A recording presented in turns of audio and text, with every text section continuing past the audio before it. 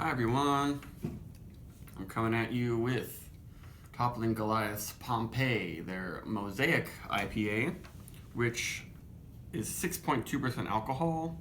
Not sure why this one's an IPA and Pseudo Sue isn't when that's also 6.2, but maybe this one's just a little bit more bitter. I don't know the exact canning date, but all the stuff that was shipped here from Toppling Goliath for this special distribution, I guess, was canned or bottled about 2 weeks ago, so I'm guessing this is about 2 weeks old, which is very nice and fresh. And I think they use more than just Mosaic in this beer. I don't know if it's a single hop Mosaic beer, but it definitely focuses on that. And I've had this beer a couple times before, but the last time was over 2 years ago, I think. So I'm very excited to try it again and get a review in also.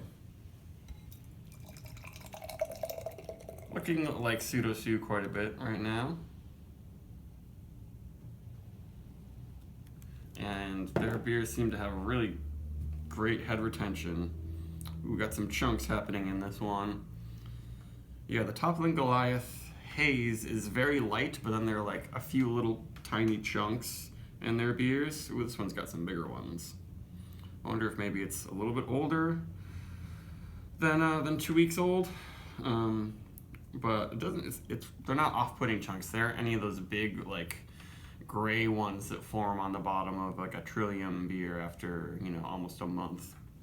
And the head is beautiful on this, sticking around, though not wildly carbonated. I see some little bubbles in there, and it's a really nice, dense, soapy head.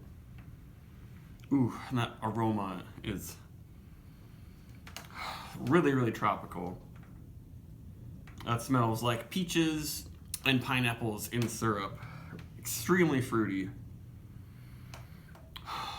Yeah, almost peach ring intensity. And I'm not getting much of a dank green character at all. I did used to get that in this beer, but the way, maybe they've changed the way they brew. Maybe they don't add as much Mosaic at the very end of the brewing process, or maybe it's just the Mosaic from this year, this year's yield of Mosaic, the harvest, is different because hops can vary from year to year and according to where they're grown. So sometimes some Mosaic batches or whatever might be a little bit more oniony and scalliony.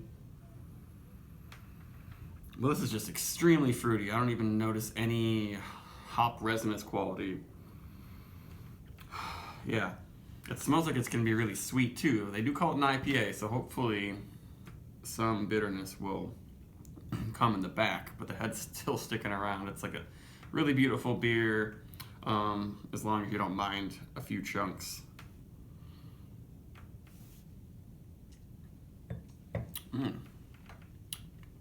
Yeah, it still stays pretty sweet on the palate. And there's just a little bit of this plasticky quality that I get from Mosaic that makes it I'm not as much of a fanboy of that hop variety as I used to. Really nice lacing coming up there. But this is a really, really nice beer. I think I might like Pseudo Sue a bit more just because Citra, I never have any problems with that hop. But Mosaic just isn't my favorite anymore. But the aroma it's fantastic in this beer. It seems like it's a stronger beer, like it would be more of a 7%er.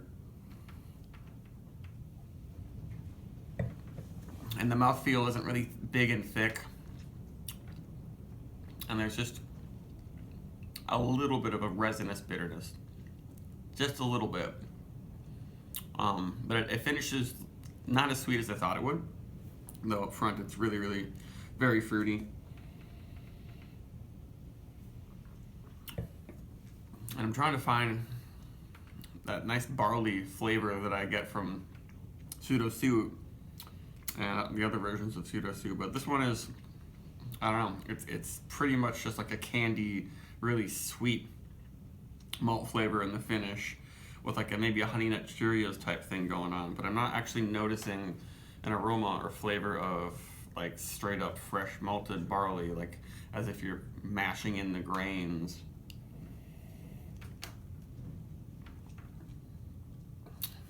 Maybe it'll come in a little bit later, but I really like actually tasting barley in these beers because it adds a nice other element. Because it's just so fruity. There's not much else. It's like not that complex as a beer. So it's nice if I do get a malt flavor that isn't just kind of supporting the fruitiness of the hops, if it actually is sort of a little bit different, a little bit of a contrast, because just candyish, sweet, pale, honey type malt flavor really just, it blends in with the fruitiness. But this one, yeah, is mostly on that end. It doesn't have much actual barley thing going on. Really pleasant though, but I could see them calling this a pale ale. It almost seems like it's exactly the same amount of bitterness as Pseudo Sue. And I wonder then what Mosaic Pseudo Sue is, because this is their Mosaic IPA. So is Mosaic Pseudo Sue just like that blended with this, basically? I don't know. I really liked Mosaic Pseudo Sue when I had it. I did a review of that when I got a bomber of it in the Midwest. That one they didn't ship out to Boston, but maybe we'll get some of those variants of Sue soon. Now this one I would give it a 4, close to 4.25 probably, but it's just not my favorite. It's not a masterpiece like Pseudo Sue is.